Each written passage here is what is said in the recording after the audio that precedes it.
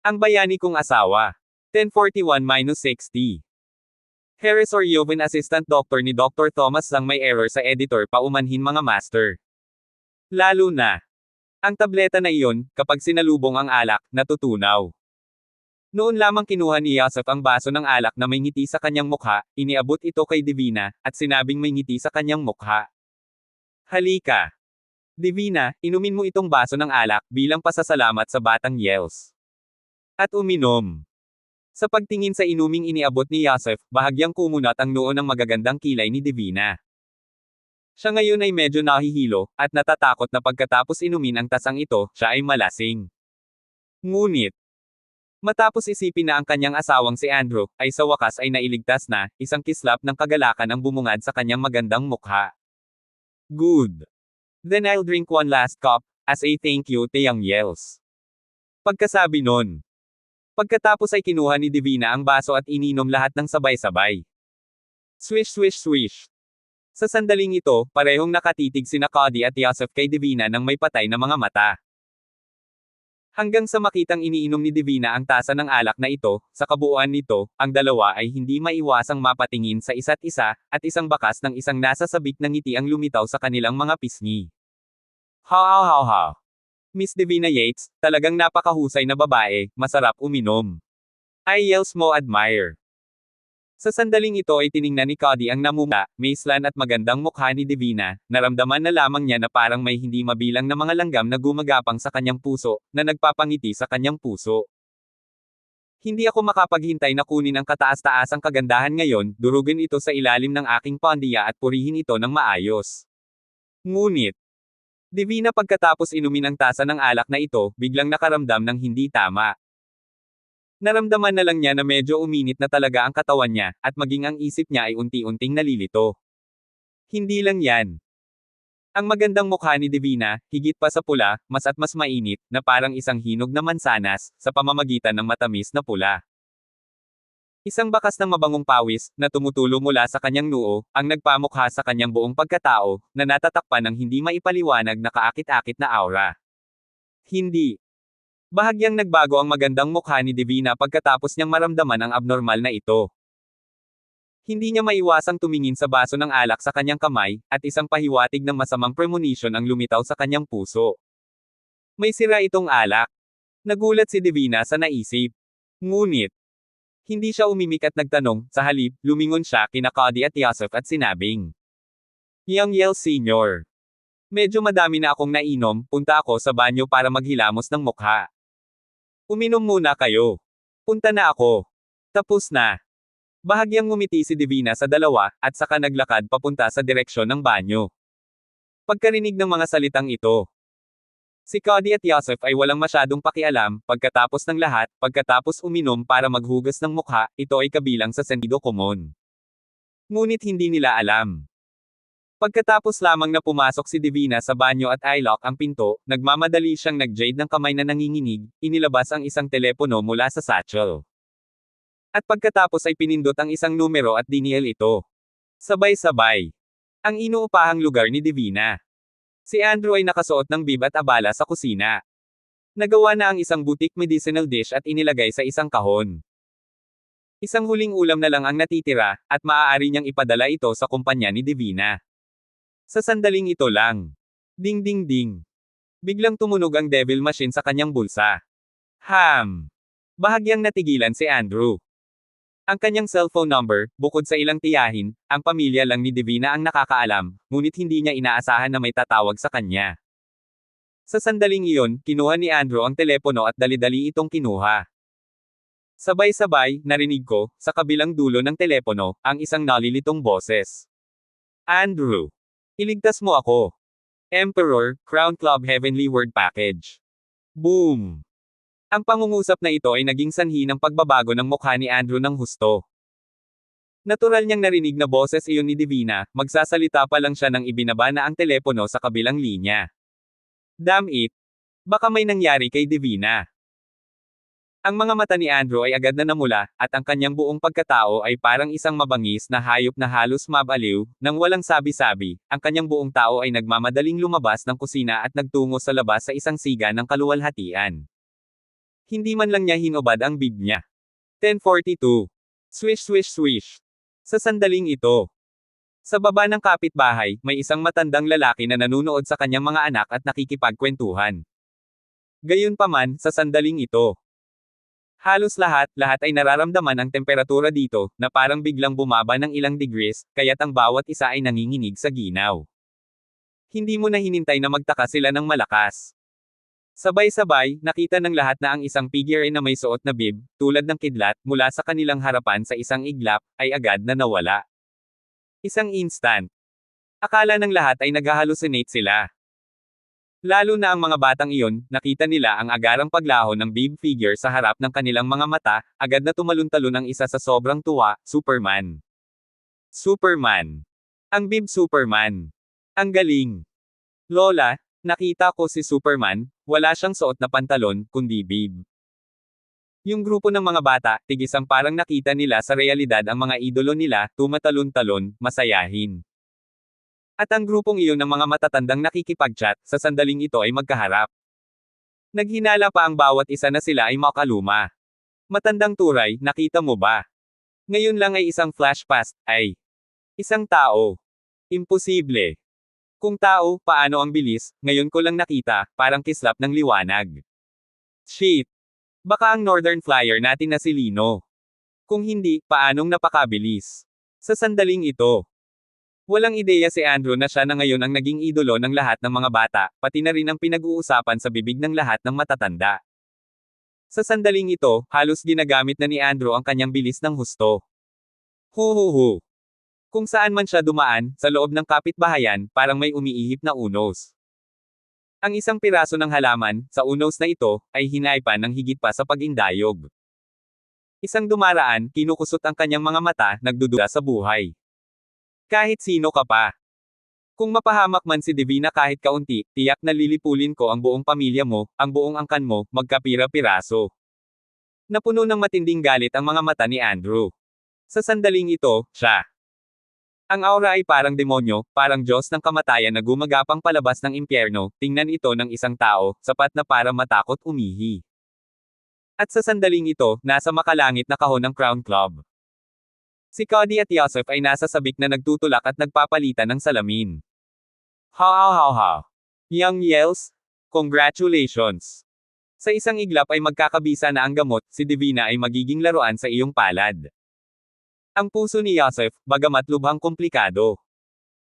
Ngunit pagkatapos na isipin na mula ngayon, siya ay maituturing na umakyat sa mataas na sangay ng pamilyang Yels, sapat na upang magmukmok sa Jarlingnan, siya ay tuwang-tuwa pa rin. Pagkarinig ng mga salitang ito. Pagkatapos ay isipin ng Maislan at magandang mukha ni Divina, pati na rin ang mainit at kaakit-akit na figure, hindi napigilan ni Cody na bunutin ang kanyang ibabang bahagi ng katawan, masamang ngiti, ha. This time salamat sa tulong ni Kuya Yosef. Hoy! Ang pag-iisip na masakop ang unang magandang presidente ng Jarlingnan, sa totoo lang, hindi na ako makapagpigil ngayon. Tapos na sabi. Cody ay tasa ng alak, isang inumin, ang puso ng masamang pagnanais, higit pa at mas makapal. 10:43. Yosef. Bakit hindi pa lumalabas si Divina? Sa gitna ng kahon, pagkatapos maubos ni Cody ang kanyang tasa ng alak, tinanong niya si Yosef na nasa tabi niya. At marinig ito. Hindi napigilan ni Yosef ang ngumiti at sinabi. Young Yels, huwag kang mabalisa. Ngayon ay tiyak na ang gamot ay unti-unting sumipa, si Divina ay malapit nang hindi makatiis at lumabas. Pagkasabi niyan, ngumiti si Yosef ng magnanakaw, na parang pinagpapantasyahan ang kahangahangang ketone body ni Divina, at masayang sinabi. Sa oras na iyon, batang Yels, maaari mong tangkilikin ito. Pagkarinig ng mga salitang ito, ang mahigpit na nakakunot na noo ni Cody, ay hindi lamang umunat kahit kaunti, ngunit kumunat ng mas malalim. Hindi. Ang oras ng pagsisimula ng epekto ng gamot na iyon, 5 minuto na lang. Ngayon 10 minuto na ang lumipas, hindi pa lumalabas si Divina, hindi tama ang sitwasyon. Maaaring naramdaman niya, kaya sadyang nagtatago sa banyo, naghihintay ng isang tao na magligtas. Ano ba? Nagulat si Yosef sa sinabi ni Cody. Lalo na matapos isipin na pumasok si Divina sa banyo na may dalang satchel at cellphone, nagbago ang kanyang mukha. Young Yels, pupunta ako at sisigaw si Divina ngayon. Sabi. Pagkatapos ay mabilis na naglakad si Yusuf papunta sa banyo sa labas, habang kumakatok sa pinto, habang sinisigawan si Divina sa loob. Divina, ready ka na ba? Naghihintay na si Mr. Yels, bilasan mo lumabas ka. Tanging. Walang tugon, walang tunog. Ang eksenang ito, hayaan ang mukha ni Yusuf, mas at mas pangit, sinubukan niyang buksan ang pinto ng banyo, para lamang makita na ang pinto ay Divina, mula sa loob na deadlock. Ito ang dahilan kung bakit madilim ang mukha ni Yusuf na halos tumulo ang tubig. Divina, bumibilang ako ng 3. Divina, bumibilang ako ng 3, kapag hindi ka nalalabas ulit, kailangan kong sipain ang pinto. Sabi. Gusto noon ni Yusuf na magbilang. Sa oras na ito, sa loob ay biglang pumasok ang mahinang boses ni Divina. Senior, sinaktan mo ako. Boom! Isang pangungusap, hayaan ang mukha ni Yusuf, ganap na puti. Natitiyak niyang si Divina ang aktwal na nakadetect, sa sandaling iyon ay hindi naiwasang sabihin ni Yusuf na puno ng komplikado ang mukha. Divina, hindi kita sinusubukang saktan. Ang batang Yels ay ang lalaki ng nakatagong pamilya Yels, basta't umakyat ka sa mataas na sanga na ito, tiyak na aahon tayo sa hinaharap. At saka, kung gusto ka ng asawa mong si Andrew na hiwalayan ka pagkatapos mong samahan si Young Yels, papakasalan kita. Gustong ipaliwanag ni Yusuf ang panghihikayat. Gayunpaman, ang kanyang mga salita, na bumabagsak sa mga tainga ni Divina, ay napakasama at walang hiya. Kasuklam-suklam ka. Kahit mamatay ako, hinding-hindi ako magkakamali kay Andrew. Just die your hearts out. Isa pa, alam na ni Andrew na nandito ako, at darating siya para iligtas ako sa lalong madaling panahon. Payo ko sa iyo na magwala. Kung hindi, tiyak na hindi ka mapapatawad ng asawa ko. Wow! Ang mga salita ni Divina ay puno ng galit. At nang mahulog sila sa tenga ni Yusuf, napalundag siya sa gulat. Nakita niya sa sarili niyang mga mata, kung gaano kabisyo si Andrew. Sa simula, ang lalaking ito, ilang sampal, ay halos durugin ang pisngi ni Peter. Sa pag-iisip tungkol sa kasamaan ni Andrew, biglang namuti ang mukha ni Yusuf sa takot. Sa sanding iyon lang. Sa tabi niya, si Cody, sa kabilang banda, ay lumakad, ang kanyang mukha, na may makapal na malamig na ngiti, mapang-asar na sabi. Dumating si Andrew. Humph! Anong klaseng bagay siya? Itong Crown Club, ay pag-aari ng pamilya Cuyels, ang mga bodyguard ay 12-dosenang tao. Siya lang, makakalaban ng iilan. Sabi. Ang kasamaan sa sulok ng bibig ni Cody, ay lalong lumapot.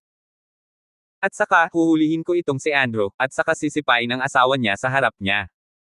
Ha. 10:44. Ang mga salita ni Cody, napakasama. Nahulog lang sa tenga ni Yusuf, ngunit hayaan ang puso ni Yusuf, isang mahabang buntong hininga ng kaluwagan. Tama yan. Ito ang Crown Club, ang turf ni Cody, nag-iisa si Andrew, kahit nalaban siya sa mga laban, hindi niya kayang talunin ang napakaraming bodyguard. Marahil kahit na, sa pamamagitan ng kamay ni Cody, maaari nating direktang alisin si Andrew, at alisin ang malaking problemang ito sa puso. Iniisip ito. Ang tensyon sa mukha ni Yusuf ay nawala ng walang bakas, at napalitan ng makapal na evil smile. Divina, narinig mo yun. Ha. Kung dumating ang asawa mo, patay na siya. Payo ko sa iyo, mas mabuting sundin mo si Young Master Yels. Sinadya pa rin ni Yusuf na hikayatin si Divina. Gayunpaman, si Divina sa loob, ngunit wala na kahit kaunting tugon. Dahil sa eksenang ito, ang mukha ni Cody ay nag-flash ng isang masamang kulay. Yusuf, sipain mo ang pinto. As ordered. Young Yels, tumango si Yusuf, at saka sinipa ang pinto ng silid. Ngunit ang pinto ay napakalakas, kahit na ginamit ni Yusuf ang lahat ng kanyang lakas, bahagyang yumanig ang pinto. Boom! Boom! Boom! Paulit-ulit na sinipa ni Yusuf ang pinto, siya at si Cody ay mukhang masasama at mabangis na gutom na lobo, handang pumasok sa pinto at kainin si Divina sa loob ng buhay. At sa parehong oras, si Divina ay nakaupo sa gilid ng pinto, ang kanyang likod ay nakatalikod sa pinto. Ang kanyang isip ay unti-unting naalis, isang magandang mukha, kasing pula ng dugo, sa pagpapahirap sa kapangyarihan ng droga na iyon. Gayunpaman, kinakagat niya ang kanyang mga ngipin para manatiling gising. Andrew. Andrew. Andrew. Patuloy na tinatawag ni Divina ang pangalan ni Andrew sa mahinang boses. Parang sa sandaling ito, sa buong mundo, tanging ang pangalang ito, ang lalaking iyon ang makapagbibigay sa kanya ng lakas. Andrew, kahit mamatay ako. Babae mo pa rin ako, babae ka lang. Kahit sinong tao ay ayaw akong i-spoil, ay. Mas gugustuhin ko pang mamatay. Ang pares ng nalilitong mga mata ni Divina ay napuno ng matinding kalungkutan at determinasyon. Nagplano na siya. Kung hindi niya kayang hintayin si Andrew, gagamitin niya ang eyebrow trimming knife sa kanyang satchel para tapusin ang kanyang buhay at mapanatili ang kanyang kailan isang puri. At sa parehong oras, ang masikip na kalsada, isang kotse, na patuloy na nagbubuga, ay tila patuloy na humihimok. At sa gitna ng lahat ng ito, may isang sasakyang pulis. Nakaupo dito ang kabuoang 3 pulis, 2 lalaki at isang babae. Kung nandito si Andrew, agad niyang nalaman na ang babaeng pulis na nakauniporme ay si Paloma, na nakasama niya magdamag. Binalot ng mahigpit na uniporme ang perpektong mainit na katawan ni Paloma. It makes her look, may kakaibang tukso. Ngunit, ang kanyang ekspresyon, ngunit may matinding pagkalito. Ang mga mata na tumitingin sa tanawin sa labas ng bintana ng kotse, isang mahabang panahon ay hindi maaaring bumalik sa isip, tila nag-iisip tungkol sa isang bagay. At tingnan ang eksenang ito. Ang 2 lalaking pulis na nasa kanyang harapan ay napapailing ng ilang beses. Ano ang problema ng ating kapitan? Hindi ko pa nakita, ang ating darling ng unang hot police girl, ay magiging napakadamdamin. Oo, bakit pakiramdam ko parang 9 love si Captain? And like a lost love. Cut. Halika. Inalis ng aming kapitan ang mga lalaki, maaaring bumuo ng isang reinforced na kumpanya, bagaman hindi mabilang na tao ang sumasamba sa kanya, ngunit sino ang nang-ahas na magtanim ng matinik na rosas na ito? Nag-uusap ang 2 lalaking pulis. Lubhang nalilito sa pagiging kaluluwa ni Paloma. Ngunit sa sandaling ito lamang. Swish! Ang isang itim na anino na tila kidlat ay talagang dumaan mula sa tabi ng kanilang sasakyang pulis, na agad na naging sanhi ng 3 tao sa kotse, lahat ay nagulat. Ang itim na anino na iyon ay parang. Ang taong iyon. Nanginginig si Paloma. Kaagad na iinip, sa 2 lalaking pulis uminom. Drive. Bilisan mo, abutin mo yang itim na anino sa harap. Siguraduhing mahuli mo siya. 10:45. Ano ba? Sa sandaling ito, nang marinig ang mga salita ni Paloma, ang 2 laking pulis ay bahagyang natigilan. Team. Kapitan, ang itim na anino na dumaan lang, ay. Tao ba? Paanong ang bilis niya? Oo. Shit. Sobrang bilis, parang ilusyon. Ganito pa rin ba ang bilis maabot ng tao? Tulala ang 2 pulis sa ngayon. Basta. Nang makita ang mga mukha ng 2 na puno ng pagkabigla, si Paloma ay lubos na galit. What nonsense! Sabi ko mag-drive ka, abutin mo yang bastos na yan. Si Paloma ay halos 100% sigurado sa kanyang puso na ang mga itim na damit kanina, ay kamukha ni Andrew. Lalo na ang pagtingin sa nakakatakot na bilis ni Andrew at sa sabik na tingin na iyon, tiyak na may nangyari.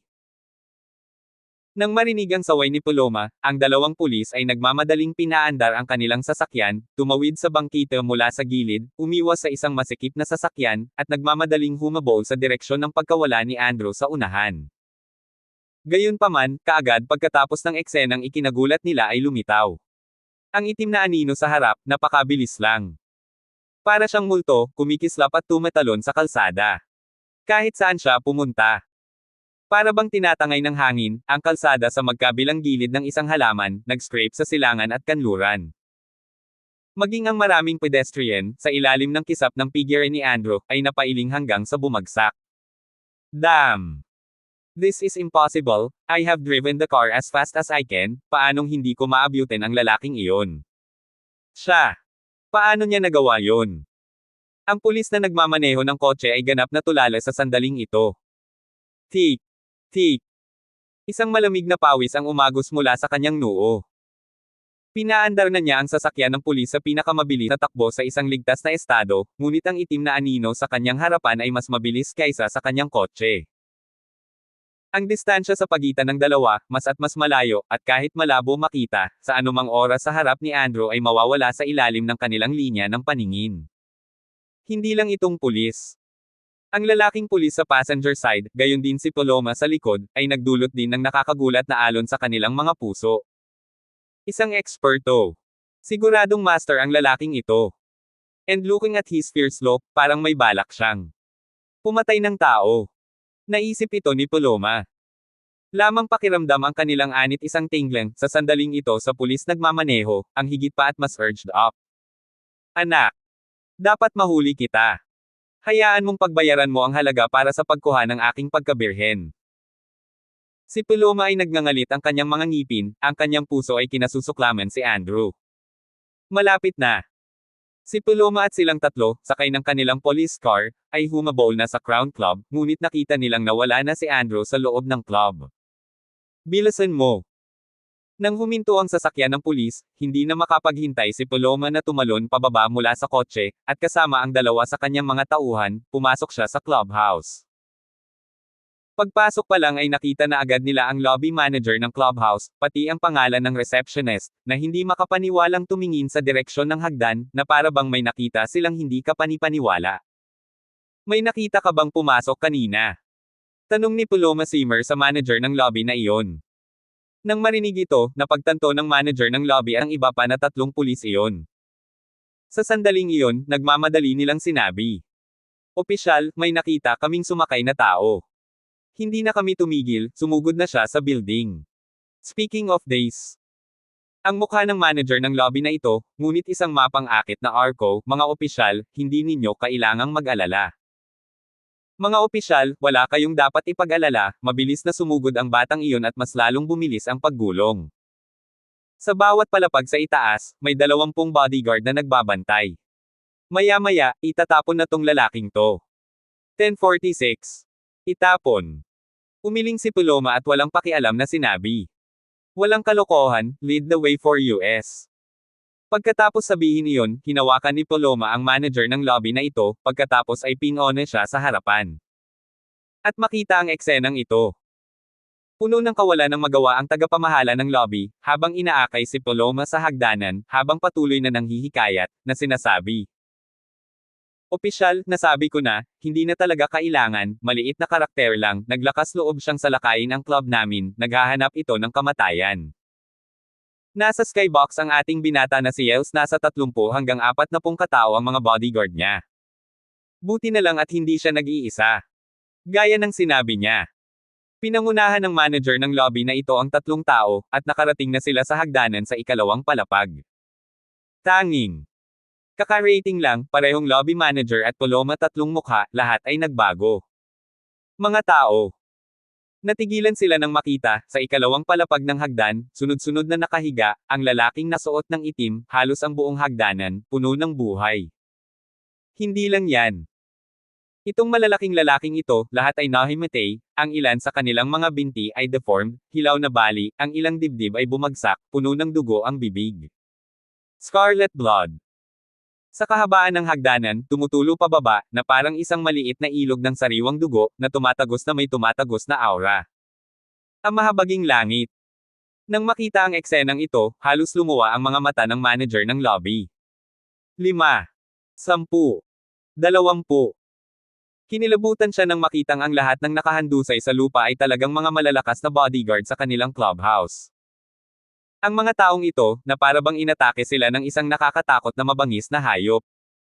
Ito ay miserable sa sukdulan. Hindi lang siya. Maging si Paloma at silang tatlo ay nagkaroon din ng pamamanhid sa kanilang mga bungo. Natural na makikita nila na ang mga nahimatay na bodyguard na ito na nakasuot ng itim na damit, bawat isa sa kanila ay napakalakas, lalo na kapag napakaraming tao ang nagsanib puwersa, ngunit lahat sila ay malubhang nasugatan at hinimatay ng isang tao sa maikling sandali. Yung tipong, sadyang nakakatakot sa hindi tao. Pulis. Officer. Yung sumugod lang talaga. Tao ba talaga? Lobby manager sa sandaling ito, kung saan mayroon pa ring kalahating kay abangan noon. Ang mukha niya, parang nakakita ng multo, kaputian ng papel, malamig na pawis, mula sa kanyang noo na umaagos pababa. Ang buong halos matakot umihi. At marinig ito. Ang mukha ni Paloma ay lalong malungkot, hindi pa naghihintay sa kanyang magsalita. Sa tabi ng isang lalaking pulis, ay isang mabangis na laway ng laway, sabi ng ginawa. Siya. Baka halimaw siya. Halimaw. Ang pangungusap na ito, bukod dito, ay natakot sa lobby manager na halos himatayan. Gayunpaman, kaagad pagkatapos niyang tila may naisip, ang buong tao ay nanginag, hindi. Hindi. Tanghali na, at isang box lang ang bukas sa clubhouse. Ang halimaw na ito, na nakasugat ng napakaraming bodyguards natin, kung gayon ay pupunta sa heavenly box. Masama, ang ating batang Yels ay nasa panganib. Ano ba? Sa sandaling lumabas ang mga salitang ito, agad na naunawaan ni Paloma at ng iba pa ang balak ni Andrew na dumating. Malaki ang pagbabago ng mukha nilang tatlo at nagmamadaling uminom. Bilisan mo. Mabilis na pumunta sa ating heavenly box. Tigilan mo nga siya. Dapat nandito siya para pumatay ng tao, dapat pigilan siya. Maputi ang mukha ni Paloma, hindi niya lubos maisip, isang nakakatakot na lalaki, kung papatayin niya ang isang tao, gaano kalungkot si yung Master Yels. 10:47. Sabay-sabay. Sa loob ng heavenly box, walang tigil na tunog ng pagsipa sa pintuan. Humihingal si Yosef sa sandaling ito, at habang pinupunasan ang pawis sa kanyang noo, sinabi niya kay Cody. Yeah. Young Master Yels, ang pinto ng club mo, napakatigas. Sinipa ko na ito ng maraming beses, pero hindi ko pa rin nasisipa. Naramdaman na lang ni Yosef na paralisado na siya sa pagod. Hindi niya akalain na magiging ganito kahirap ang pagsira sa pinto. Nakikita ang eksenang ito. Ang mukha ni Cody, ay naging mas malungkot sa 1 minuto. Sayang ka talaga. Sipa ka pa, bumukas na. Sandali lang naharangin ng mga tauhan ko ang Andrew na iyon, at pagkatapos nilang mahuli siya, ipapatulong ko sa iyo ang mga bodyguard na iyon. Matapos malaman ngayon na darating si Andrew. Pagkatapos ay ipinadala ni Cody ang kanyang mga bodyguard, silang lahat, upang maghanda na hulihin si Andrew, at ngayong napakaraming oras na ang lumipas, dapat ay nahulog na si Andrew sa lambat. Pagkarinig ng mga salitang ito, hindi napigilan ni Yosef ang tumango na may kaaya-ayang mukha, at pagkatapos ay ipinagpatuloy ang pakikipaglaban sa pintuan ng silid ng banyo, na patuloy na sinisipa ito ng malakas. Boom! Kaching! Pagkatapos ng isa pang sipa, isang tunog ng kahoy na tabla ang nabasag, ngunit hinayaan ni Yosef at Cody ang espiritu. Nakita nila na ang isang manipis na bitek, nakakagulat, ay lumitaw sa itaas ng pintuan ng silid ng banyo. Ha. Finally the kick open. Pinunasan ni Yosef ang isang dakot na pawis sa kanyang noo, ang buong tao ay tuwang-tuwa sa sukdulan. At sa tabi niya, si Cody, na nasa sabik din at halos hindi mapigilan ang sarili, ay sumigaw kay Divina sa loob sa pamamagitan ng isang bitek na iyon. Divina, nakikita mo ba? Malapit nang masira ang pinto ng kwarto, payo ko sa iyo, huwag ka nang lumaban at bilisan mong sumunod sa akin, baka mamaya maisip ko pa at maligtas ang buhay ng asawa mong si Andrew. Kung hindi, kapag nasira natin ang pinto, hindi lang tayo ang pipili sa'yo, pati si Andrew ay papatayin din natin. Ha. Ang boses ni Cody, hindi pangkaraniwang masigla, sa kanyang mga salita, ay tumutulo ng isang malakas na kasamaan. At marinig ang mga salitang ito. Si Divina sa washroom, biglang pumuti ang kanyang magandang mukha sa sukdulan. Magiging maayos si Andrew. Siguradong hindi niyo siya mahuhuli. Naramdaman ni Divina na ang mga epekto ng gamot sa sandaling ito, ay unti-unting naglaho. Ang kanyang puso, gayunpaman, ay labis na nag-aalala para kay Andrew. Bagamat alam niyang napakalakas ng puwersa ni Andrew, ngunit kaharap niya ang mga bodyguard ng pamilya Yels, na parehong walang awa at mabisyo, matatalo kaya sila ni Andrew. Boom! At sa pagkakataong iyon, muling sumipa si Yosef, marahas sa ibabaw ng pinto ng kwarto, na agad na nagpalaki ng siwang sa pinto ng kwarto. Sa labas ng pinto ang masamang tawa ni Cody at Yosef, ay mas makapal at mataas ang tono. Magpatuloy. Malapit nang gumana.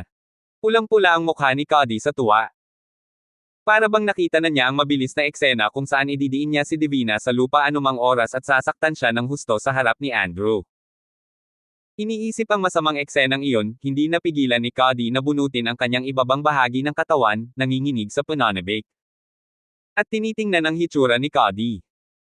Ang mukha ni Yosef, nagmamadaling magpakita ng nakakatuwang ngiti, tumango, at galit na sinipa ang pinto ng silid na unti-unting nasasira. Boom. Sipa ng sipa. Ang bawat paa ay nahulog, ay gagawin ng pinto ng banyo, bitik maging mas malaki, ang tanawin sa loob, ngunit din unti-unting nagsiwalat sa harap ng mga mata ng dalawang tao sa pangkalahatan. Hanggang sa nahulog ang huling sipa. Boom! Bumukas ang buong pinto ng kwarto, biglang tumalsik ang isang piraso ng kahoy sa lahat ng direksyon. At sina Yusuf at Cody ay nasa sabik na makita, si Divina na nakaupo sa lupa, ang magandang mukha na iyon sa itaas ng makapal na takot at kawalan ng pag-asa. Tapos na. Ganap na natapos. Isang patak ng luha, na tumutulo mula sa magagandang mata ni Divina, ang kanyang jade na kamay, ngunit pati na rin ang karagdagang kutsilyong pampaputol ng kilay. 10:48. Ha. Divina, ngayon ikaw na ang magiging babae ko. Nakita ni Cody sa sandaling ito si Divina na maputing mukha, bigla na lang nasasabik ang puso sa sukdulan. Ang unang magandang presidente ng Jarling City, sa wakas ay naging kanilang sariling crotch plaything. Ang unang bagay na kailangan mong gawin ay upang makakuha ng isang magandang ideya ng kung ano ang gusto mong gawin. Sa sandaling iyon, hakbang-hakbang siyang lumapit kay Divina. Hindi lang siya. Ang mukha ng Yusuf, sa pamamagitan ng isang komplikadong kulay. Matagal na siyang lihim na nagmamahal kay Divina, ngunit hindi niya akalain na sa wakas ay mabibigyan siya ng kapangyarihan ni Cody. Divina, pagbigyan mo na lang si Young Yels, don't worry, I can take over later. I definitely won't mind you. Ikaw pa rin ang Diyos ako sa paningin ko. Pagkasabi nun. Pagkatapos ay umalis si Yusuf, pinayagan si Cody na lumampas sa kanya at patungo kay Divina. Sa sandaling iyon lang. Huwag kang lalapit. Isang sigaw ang umalangaw-ngaw mula kay Divina, at pagkatapos ay agad na inilagay ang kutsilyong iyon na pampaputol ng kilay, sa lugar ng kanyang leeg. Wow! Ang eksenang ito ay natakot kay Yusuf at Cody ng magkasama. Hindi nila inaasahan na si Divina ay magiging matigas ang ulo at mas gugustuhin pang mamatay kaysa sumunod. Matapos tingnan matalim na kutsilyo sa pagtatanim ng kilay, na talagang pumutol sa balat ni Divina, isang bakas ng iskarlate na dugo, na tumutulo mula sa kanyang puting nyebe na leeg, ang mga mukha nilang dalawa ay biglang naging pangit sa sukdulan. Divina, hindi ka pabigla-bigla. Si Cody ay nagmamadaling huminto, hindi ng ahas na humakbang pasulong. At si Yusuf ay puno rin ng pagkabalisa at sinabi, Divina, huwag kang masyadong tanga. Kahit mamatay ka, anong magagawa mo? Huwag mong kalimutan na buhay pa ang asawa mong si Andrew. Kung susuko ang batang Yels laban kay Andrew, maililibing ka lang niya pagkatapos. Andrew. Nang marinig ang pangalang ito, ang magandang mukha ni Divina, ay naging mas miserable. Hindi. Siguradong hindi kayo makakaharap ni Andrew. Tsaka siguradong maghihiganti siya para sa akin. Sabi ni Divina. Isang pahiwatig ng alaala ang lumitaw sa magagandang mata ni Divina. Ang lahat ng maliliit na piraso ng kanyang sarili at ni Andrew ay nag-flash sa kanyang isipan na parang mga clip ng pelikula. 3 taon. 3 taon siyang naging masaya. Araw-araw, dahil sa kumpanya ni Andrew. Honey, hindi na kita makakasama sa pagtanda, hindi kita kayang samahan para makita ang lahat ng kasaganaan. Magkita tayo sa kabilang buhay. Tik-tok. Isang kristal na patak ng luha, mula sa mga magagandang mata ni Divina, na patuloy na dumudulas, nahulog sa lupa, naging durog, na parang ang isa sa kanyang puso, ay ganap na desperado. At pagkatapos, isang pahiwatig ng determinasyon na mamatay, mula sa ilalim ng kanyang mga mata ay lumitaw.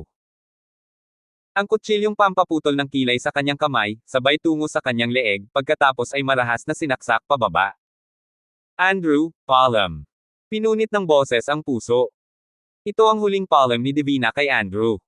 At pagkatapos makita ang eksenang ito, Cody at Yusuf lahat ng mukha ay nagbago ng malaki, gusto nilang huminto, ngunit hindi magawa. Ang sandaling ito ay tila nakita, dugo splash, magandang jade na hulog larawan pangkalahatang. Ngunit sa sandaling iyon, isang malamig na sariling aura, ngunit agad na napuno ang buong kahon, at pagkatapos ay isang bagay na kasing laki ng nail cap, na parang kidlat mula sa labas ng silid, ang bumaril. Phew! Ang bagay na ito ay mabilis sa sukdulan, tumpak sa sukdulan. Halos agad-agad, tumama ito sa kutsilyong pampaputol ng kilay sa kamay ni Divina. Ding-dang! Naramdaman na lang ni Divina ang panginginig ng kanyang palad, at ang kutsilyong pampaputol ng kilay ay agad na natamba sa lupa. Halos 1 pulgada na lang ang layo, naputol na sana ang lalamunan ni Divina. 10:49. At ngayon, isang linya ng mga mata, lahat sila, ay nakatingin sa dingding.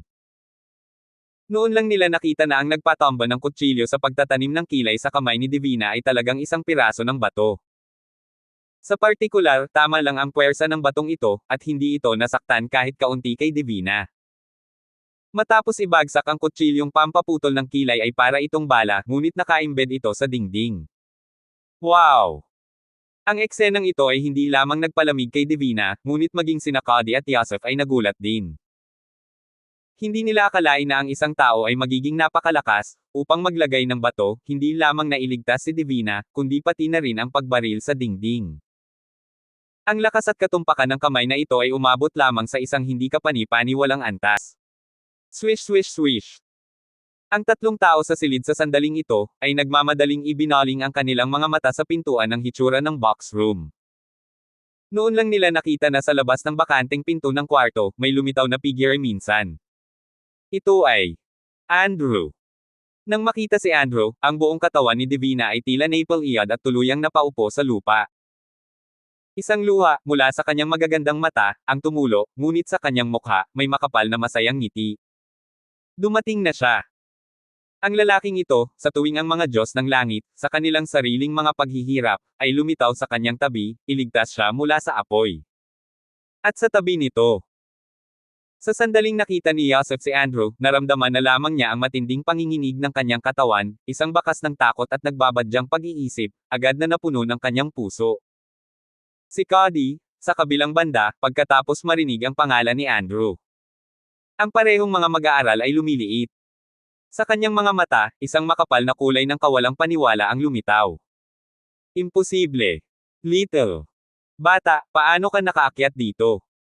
Nasa labas lahat ng bodyguards ko, paanong hindi ka nila napigilan? Sabihin mo sa akin, nasaan sila? Sa boses ni Cody, may isang uri ng gulat at takot. Hindi lang yan. Ang lalong nagpalundag sa puso ni na Yosef at Cody ay ang mga mata ni Andrew. Pulang dugo iyon. Ang malamig na mga mata ay parang isang uhaw sa dugo na hayop na umabot sa bingit ng galit, at ito ay isang pakiramdam ng anit. Lalo na, kayong mga lalaki. Nararapat na mamatay. Umalangaw-ngaw ang boses ni Andrew. Ang tinig na ito, na parang mula sa impyerno, ay napuno ng makapal na mabangis na aura. Nahulog ang mga salita. Swish! Biglang nawala ang figure ni Andrew. Young yells, umalis ka na. Malaki ang pagbabago sa mukha ni Yosef, at ang buong katawan niya ay gustong umiwas sa gilid. Tanging. Habang gumagalaw ang kanyang figure, nabigla siya nang makitang si Andrew ay talagang lumitaw sa kanyang harapan. Sa partikular, ang kanyang whip leg ay mabangis na sweep out.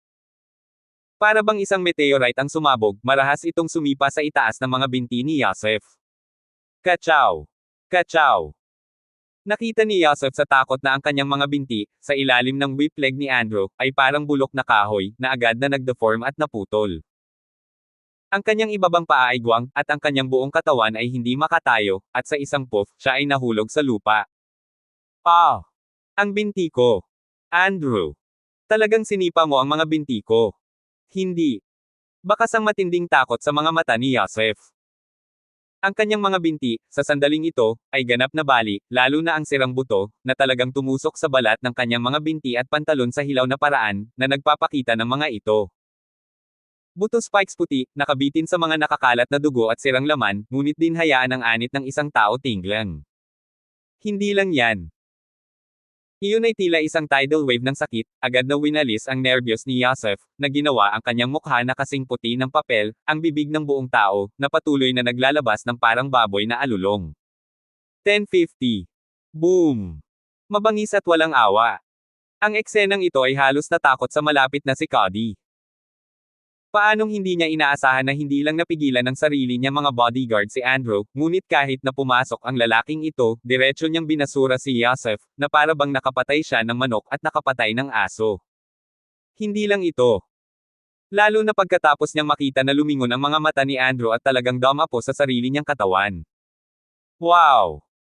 Naramdaman na lamang ni Cody na nanigas ang kanyang katawan, ang pakiramdam ay para siyang tinitigan ng Diyos ng kamatayan, na halos sumabog ang kanyang anit.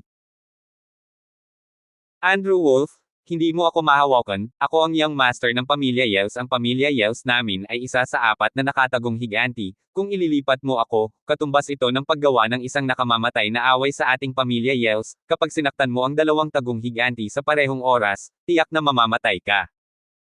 Nanginginig ang boses ni Cody sa sandaling ito, at ang malamig na pawis ay patuloy na tumutulo mula sa itaas ng kanyang noo. And my big brother?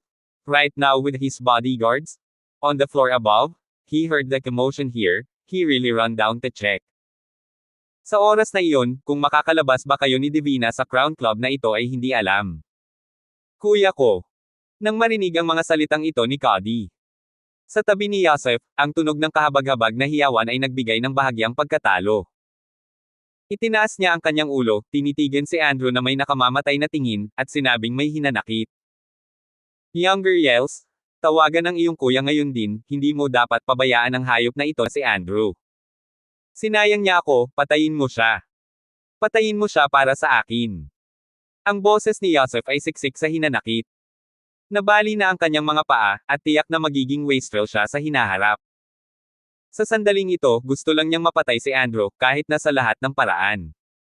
At marinig ang mga salitang ito. Mukhang nagkaroon din ng lakas si Cody, habang patuloy niyang sinasabi kay Andrew.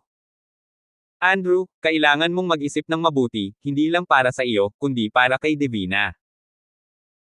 Basta palayain mo ako sa pagkakataong ito, hindi lang kayo ni Divina ang makakaalis sa clubhouse na ito, masisiguro ko na ang aking nakatatandang kapatid at ang kanyang mga tauhan ay tiyak na hindi hahawakan ng buhok sa iyong ulo.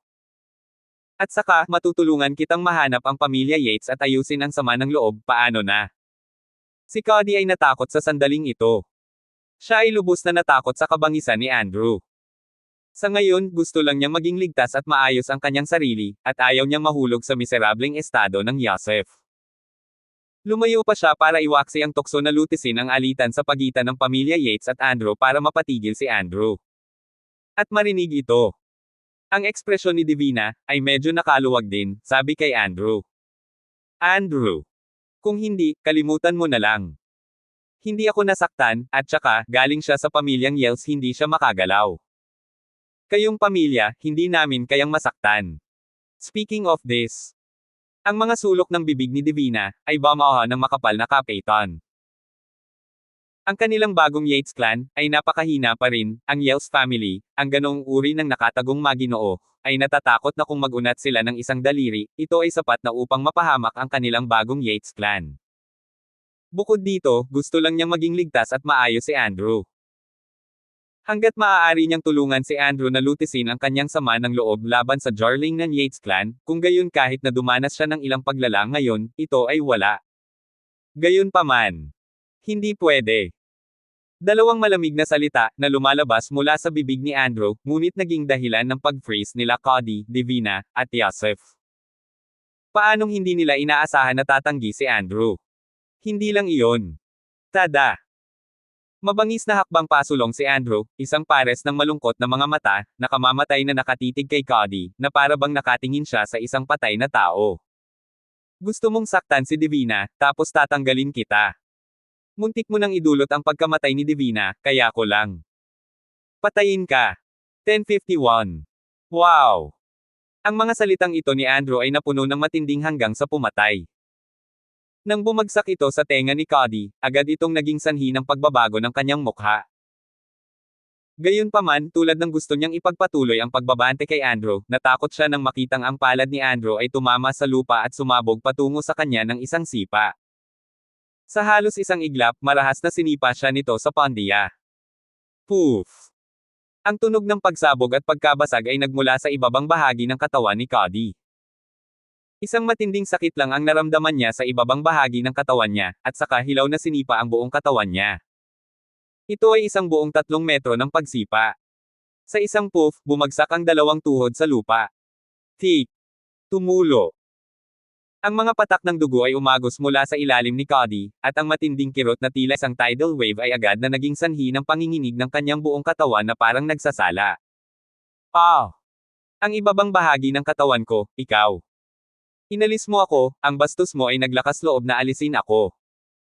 Ang makapal at malamig na pawis ay patuloy na umaagos mula sa noo ni Cody. Sa kanyang mga mata, may matinding pagkabigla, hinanakit at galit, ngunit hindi niya pinangarap na si Andrew ay maglalakas loob na suntukin siya at sipain siya kahit na matapos niyang linawin na siya ay anak ng pamilyang Yells. Ang lalaking ito, isa lang siyang baliw. Hindi lang siya. Maging ang mga mata ni Yusuf at Divina ay napuno ng matinding takot. May malaking nangyari. Si Cody ay sinipa sa ibabang bahagi ng katawan, na halos nangangahulugan na si Andrew at ang pamilyang Yells, gayon din, ay bumuo ng isang nakamamatay na awayan. Ang lalaking ito, tapos na siya. Andrew, ikaw. Ang mukha ni Divina ay mapatla at siya ay labis na natakot. Kaya lang, walang pakialam si Andrew, pumunta siya sa harap at tinulungang tumayo si Divina, inilagay siya sa sofa at malumanay na sinabi. Asawa, huwag mong panoorin ang susunod na eksena. Tulad ng sinabi ko, muntik ka na niyang ikamatay, kaya siya deserves to die. Ano ba? Nang marinig ang pangungusap na ito mula kay Andrew, nagbago ang mukha ni Divina, hindi niya inaasahan na si Andrew ay hindi lang kasing simple ng pagtanggal kay Cody, talagang gusto niyang pumatay ng tao. Andrew, huwag magmadali. Hikayatin na sana ni Divina si Andrew. Ngunit bigla niyang naramdaman na nag-itim ang kanyang mga mata at tuluyang nanghihina ang kanyang buong katawan. Asawa, pagod ka, matulog ka saglit, ipaubaya mo sa akin ang iba. Magiliw na sinabi ni Andrew kay Divina, at pagkatapos ay inilipat ang kanyang palad, mula sa acupuncture point ni Divina, palayo. Pagkatapos ay may kumislap na mata, tumingin siya kay Cody. Boom! Sa sandaling ito, si Cody ay ganap na natulala. Sa wakas ay naunawaan niya na talagang papatayin ni Andrew ang kanyang sarili, ang taong ito ay talagang nakakatakot na baliw. Tadada! Lalo na, nang makita niyang si Andrew ay aktwal na naglalakad palapit sa kanya, naramdaman na lang ni Cody na sumabog ang kanyang anit. Hindi. Andrew, tinalikuran mo na ako, hindi mo ako mapapatay. Talagang hindi mo magagawa.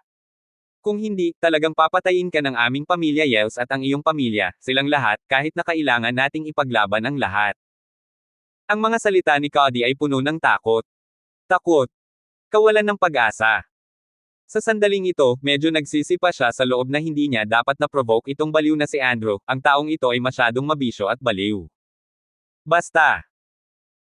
Ang mas hindi ka panipaniwala kay Cody ay na matapos marinig ang pangalang ito ng Yells family, hindi lamang si Andrew ay hindi natarante kahit kaunti, ngunit isang makapal na pang-aalipusta ang lumitaw sa gilid ng kanyang bibig. Yells family, ano ba?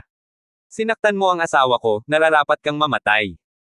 Kung gusto ng pamilya Yells na maghayganti, lilipulin nila ang kanilang angkan.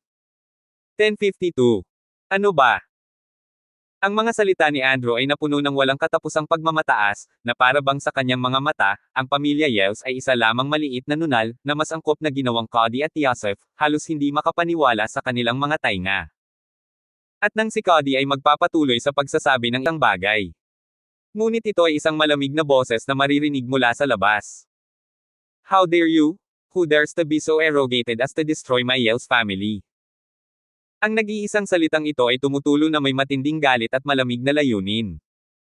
At marinig ang boses na ito. Bahagyang natigilan si Cody, at pagkatapos ay sumambulat sa matinding kagalakan. Kuya! Ha. Kuya bilasan mo.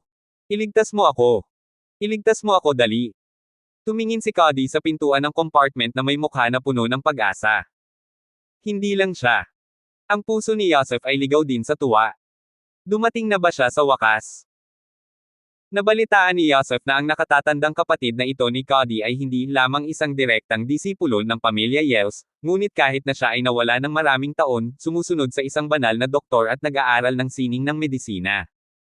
Lalo na, ang nakatatandang kapatid na lalaki ni Cody, sa posisyon ng pamilyang Yells, ay medyo matayog din, at inaasahan ng pamilyang Yells, at isa pa nga sa ilang tagapagmana ng pamilya Yells.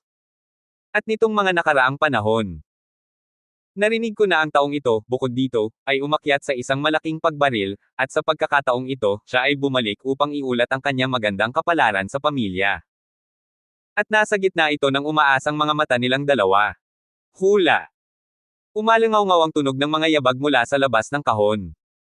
At pagkatapos ay nakita nila ang isang maringal na bodyguard na lumitaw sa pintuan. 10 sila. 20 sila. Bawat isa sa mga lalaking ito, sa sukdulan, ay parang isang tore na bakal, na may nakatagong aura ng galit sa kanilang mga katawan. Sa partikular, mula sa itaas ang landas na pinaghiwalay ng mga bodyguard na ito. Isang binata, gayunpaman, ang lumakad. Siya, ay nakatatandang kapatid ni Cody. Kuya. Ha. Andito ka na rin sa wakas. Bilisan mo, ipababa mo siya sa akin. Tuwang-tuwa si Cody sa sukdulan, na parang nakita na niya ang kanyang pag-asa. Si Yosef, sa kabilang banda, ay napuno din ng labis na kaligayahan at tumingin kay Andrew na may bakas ng pangungutya at kasiyahan. Tapos na. Si Andrew, ang mayabang na bastard na ito, ay patay na patay. Oo naman. Kaka-rating lang ng binata sa pinto nang makita niya na si Cody ay nakaluhod sa lupa, isang bakas ng eskarlate na likido ang umaagos mula sa kanyang pondiya, na naging dahilan ng pagbabago ng mukha ng binata. Little Cody. Ikaw. Lower body mo. Nagulat ang binata hanggang sa punto ng galit, at sa sandaling ito, wala na siyang oras na sumulyap kay Andrew bago sumugod sa harapan ni Cody para tulungan siyang suriin. Lamang, pagkatapos ng sulyap na ito. Napakakulimlim ng mukha ng kabataang ito na halos tumulo ang tubig mula rito. Damn! Little Cody, you was completely wasak. Natatakot ako na baka mahirapan pang gumaling sa hinaharap. Ano ba? Ang mga salita ng binatang ito ay parang isang bolt mula sa asol patungo kay Cody, na nagmumukha sa kanya na mapula. Alam niya na ang kanyang nakatatandang kapatid ay isang Katanji tanging doktor at isang alagad ng banal na doktor. Dahil sinabi niyang hindi nagagaling pa ang ibabang bahagi ng katawan niya, nangangahulugan din ito na talagang wasak na siya habang buhay. Patayin mo siya. Kuya, patayin mo siya para sa akin. Tinitigan ni Cody si Andrew ng nakamamatay na titig, na para bang nakatingin siya sa isang buhay at kamatayang kaaway. At marinig ang mga salitang iyon. May bakas din ng pagpatay sa mukha ng binata. Siya ay unti-unting tumayo, at pagkatapos ay dahan-daang lumingon at tumingin kay Andrew. Gusto niyang makita kung anong uri ng tao ang nag-strap sa kanyang kapatid, gustong patayin ang kanyang kapatid, at nagbanta pa na ang pamilya Yells ay maglalakas loob na maghiganti, o lipulin ang kanilang kayong pamilya. 1053. Anak, tinanggal mo si Master Cody, pagkatapos ay kailangan mong magbayad para sa henerasyon. Ibinaling ng binata ang kanyang ulo upang tingnan si Andrew habang siya ay malungkot na nagsasalita. Gayunpaman. Matapos niyang makitang malinaw ang malungkot na mukha ni Andrew, biglang natigil ang mga salita ng binata, at ang galit at nga rin sa pagpatay sa kanyang buong mukha ay tuluyang natigil.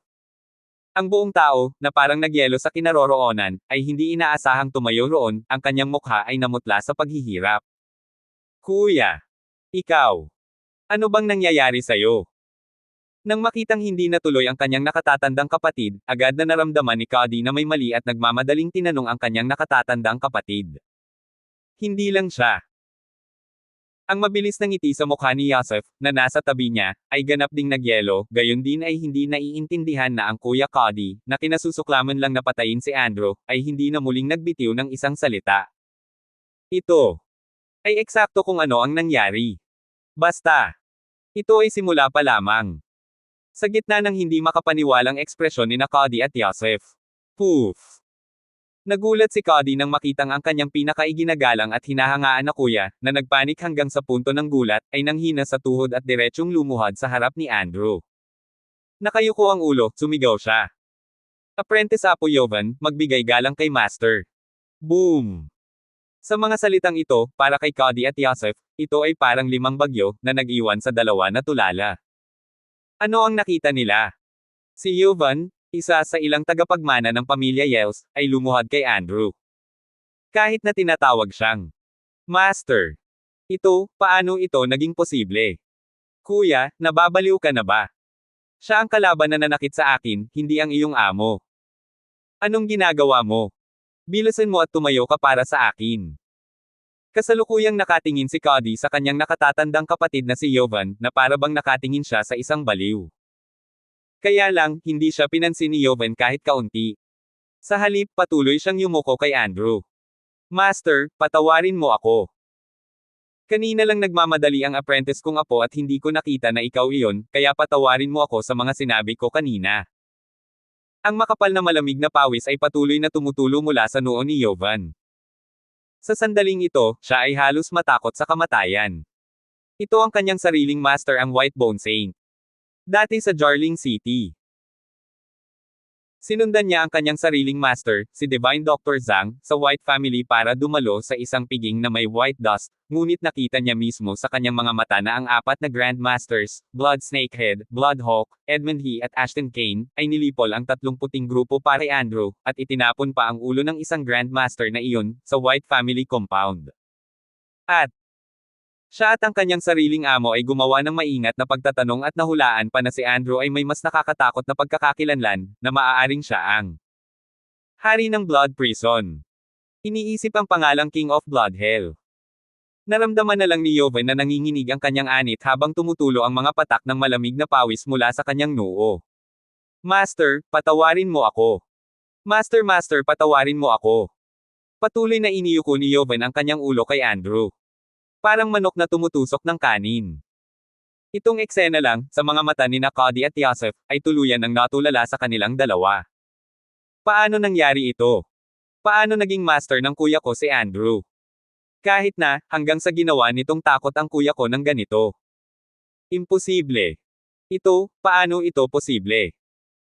Naramdaman lang ni Cody ang kanyang ulo, ganap na blanko, at kahit na nagkaroon ng ilusyon na siya ay nananaginip.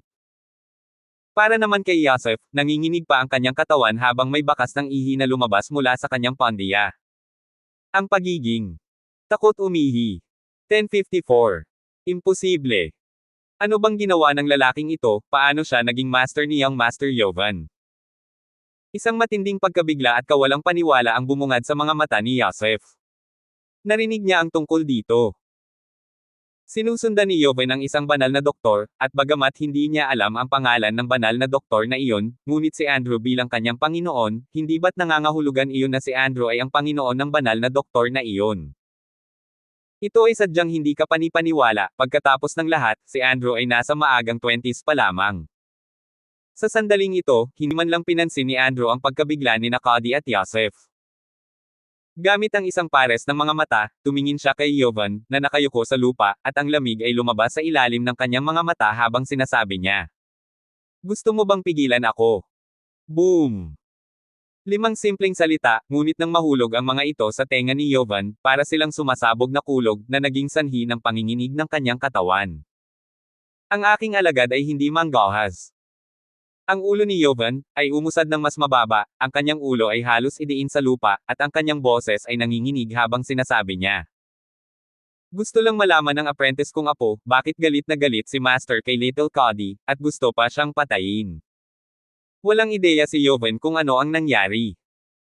Ngunit naiintindihan niya na ang isang master niya na ito, na hindi kailanman nagdulot ng anumang gulo, at malamang na si Cody talaga ang gumawa ng isang bagay na nakakabigla at masama. Pagkarinig ng mga salitang ito, ang titig ni Andrew ay lumamig at lumalamig. Nagplano ang kapatid mo laban kay Divina. Ano ba? Sa mga salitang ito, halos matakot si Jovan sa kanyang talino. Alam niya, gayunpaman, na ang kanyang sariling amo, na pinakamamahal sa kanyang asawa, ay lilipulin ang kanyang sarili sa isang minuto para sa kapakanan ni Divina, hindi banggitin si Cody, kung haad lang siya sa daan. Malamang na ang lahat ng ito ay magiging isang nakakagulat na kalamidad para sa kanilang buong pamilya Yels. Tik! Tik! Dumaloy ang makapal na pawis mula sa noo ni Jovan. Ano ang gagawin? Bilang Young Master ng pamilya Yels, si Jovan ay ganap na natarante sa sandaling ito. Pagkatapos ng ilang sandali ng pagmumuni-muni, hindi niya maiwasang magpakawala ng mahabang buntong hininga at sinabi kay Andrew. Naiintindihan ng apprentice apo. Ang kasalanan ni Little Cody ang hindi mapapatawad. Pakiusap, Master, gawin mo ang lahat sa iyong sarili. Boom! Ang mga salitang ito mula kay Jovan ay nahulog sa tainga ni Cody sa likuran, tulad ng isang kulog mula sa isang maaliwalas na kalangitan, na naging sanhi ng kanyang ganap na pagkataranta. Kuya, ikaw. Hindi mo kaya, kapatid mo ako, paano mo ito magagawa sa akin? At saka, ano ba itong lalaking ito, isa lang siyang bumpkin mula sa Jarling City, kami ang mga anak ng pamilya Yels, pinahiya mo na ang pamilya natin Yels sa pamamagitan ng pagkilala sa kanya bilang iyong amo. Ngayon, sumasang-ayon ka pa sa kanya na patayin ako. Ikaw. Ikaw. Si Cody ay labis na nagalit at nagsumbong kay Jovan. Narinig ko lang ang mga salitang ito. Ang isang pahiwatig ng pagiging komplikado ay hindi maaaring makatulong ngunit lumitaw sa mga mata ni Jovan habang siya ay tumingin kay Cody na may hitsura na puno ng matinding pagkaawa. Little Cody, huwag mong sisihin si kuya. Madalas kang gumagawa ng mali at nambubuli sa mga lalaki at babae, matagal na kitang pinaalalahanan na baguhin ang iyong masasamang ugali. Pero hindi ka lang nakinig. At ngayon, mayroon kang kapangahasan na maging aso at subukang gumawa ng pinsala sa ating guro at Miss Yates. Deserve mo ang makukuha mo. Wow! Sa mga salitang ito, naging sanhi si Jovan na manginig ang katawan ni Cody at nanlamig ang buong katawan niya. Tapos na ba? Hindi siya makapaniwala na si Andrew ay may kakilakilabot na kapangyarihan, kaya si Jovan, na noon pa man ay sobrang mayabang, ay masunurin na sumunod, ito ay sadyang hindi kapanipaniwala. Tadada! At sa sandaling iyon, pagkatapos niyang makita si Andrew na humakbang palapit sa kanya. Lalong namula ang mukha ni Cody. Hindi. Andrew, hindi ko alam kung anong klaseng ecstasy ang naibigay mo sa kuya ko. Pero pag-isipan mong mabuti, miyembro ako ng pamilya Yells, at kung papatayin mo ako, ito ay katumbas ng pakikipagdigma ang aming pamilya. Mamamatay ka, mamamatay ang iyong asawa, at maging ang iyong buong pamilya ay magiging biswal. 10:55. Si Cody ay galit na nagbabanta sa sandaling ito. Sa isip niya, sa pamamagitan lamang ng paglabas ng dakilang bundok na ang pamilya Yells ay marahil ay mapapahinto niya si Andrew. Tanging. Si Andrew ay kumilos na parang hindi niya narinig, nakarating na siya sa tabi ni Cody. Pagtingin sa kanya mula sa taas, mababa ang tingin niya sa kanya na para bang nakatingin siya sa isang nunal na gumagapang. Lalo na. Ang palad ni Andrew, ay unti-unting umabot sa ulo ni Cody. Hindi. Si Cody ay ganap na naparalisa sa takot, sa kanyang isipan, ang palad ni Andrew na umaabot patungo sa kanyang ulo ay parang kamay ng kamatayan, na siyang nawala ng pag-asa at nagpapanginig sa kanya. Huwag mo akong patayin, nagmamakaawa ako sa iyo. Hindi. Isang boses na labis na takot ang lumabas sa bibig ni Cody. Sa sandaling iyon lang. Ang palad ni Andrew ay halos dumampi sa kanyang bungo. Hula. Ang isa pang tunog ng mga yabag ay dumating, at kasama nito, isang takot at galit na sigaw. Tumigil ka. Ham!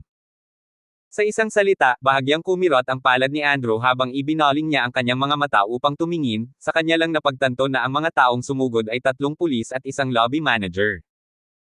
Matapos makita ang babaeng pulis sa pinuno ng grupo, hindi maiwasan ni Andrew na bahagyang pumikit. Ikaw pala. Medyo nagulat siya, kung paanong hindi niya inaasahan na lilito ang babaeng ito dito, lalo na sa itsurang iyon, parang siya mismo ang dumating.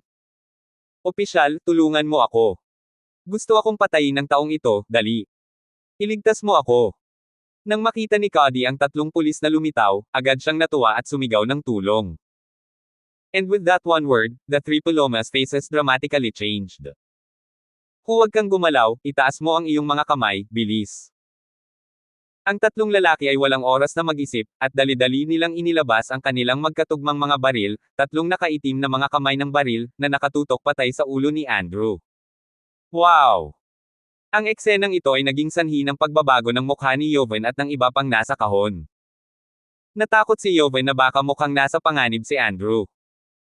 Pagkatapos ng lahat, ang pagkakakilanlan ni Andrew, bilang White Bone Saint, ay nagligtas ng hindi mabilang na mga internasyonal na tycoon at plutocrat sa ilalim niya. Kung talagang nakatagpo si Andrew ng hindi napapanahong katapusan, kapag nalaman ito ng mga internasyonal na Panginoon, hindi lamang mapapahamak si Paloma at ang iba pa, natatakot sila na ang buong Jarlingnan ay kailangang magtiis ng matinding galit. Iniisip ito. Ang mukha ni Jovan ay ganap na puti sa takot. At sa kabila, si Cody at Yosef ay agad na tuwang-tuwa nang makita ang 3 black hole na baril, na nakatutok sa ulo ni Andrew. Ha. Andrew, hindi ka ba bullish? Hindi ka ba mayabang? At tinatakot akong papatayin. Sige, patayin mo. Ang gulat at kawalan ng pag-asa sa puso ni Cody sa sandaling ito ay ganap na nawala ng walang bakas, sa halip, isang malakas na panunuya ang bumungad sa kanyang mukha. Ano? Takot. Kung natatakot ka, bilasan mo na at bitawan mo ako. Kung hindi, kung mamatay ka, asawa mo, pamilya mo, hihihi.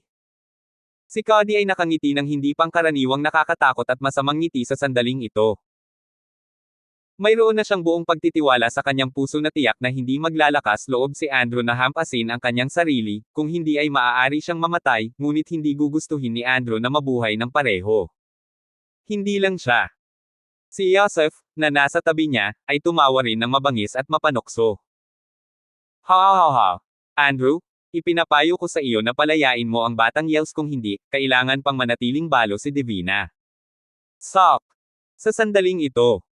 Sabay-sabay na kumanta ang dalawa, walang tigil na nagpapasigla kay Andrew. Nakikita ang eksenang ito.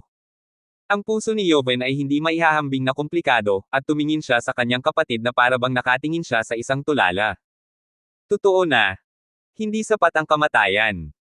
Umiling si Joven, na parabang nahulaan na niya ang miserableng katapusan ni Cody. At sa sandaling iyon lang. Isang malungkot at mapaglarong boses, gayunpaman, ang pumasok sa mga tainga ni Cody. Dahil gusto mong mamatay, kung gayon. Gagawin ko ito para sa iyo. 10:56. Katahimikan. Sa sandaling ito, sa loob ng buong kahon, nagkaroon ng patay na katahimikan, habang ang isang tingin, puno ng matinding pagkabigla at kawalang paniwala, ay tumingin ng diretso kay Cody. Sa paningin ng madla, ang leeg ni Cody, na baluktot sa isang hilaw na bilog, ay ganap na nabali. Ang pagkabigla sa kanyang mukha ay ganap na naayos, at sa loob ng mga mata na iyon, mayroong isang makapal na pakiramdam ng kawalan ng pag-asa. Hanggang kamatayan. Tila hindi niya naiintindihan kung paano naging matapang si Andrew na maglakas loob na baliin ang kanyang leeg sa harap ng mga pulis. Shock! Sa sandaling ito, matapos mapagtanto na si Cody ay ganap na patay, ang buong katawan ni Yosef ay nanginginig sa pananabik. Young yells hindi. Andrew, ikaw, napakatapang mo lang, anong lakas ng loob mong pumatay ng tao sa harap ng isang pulis?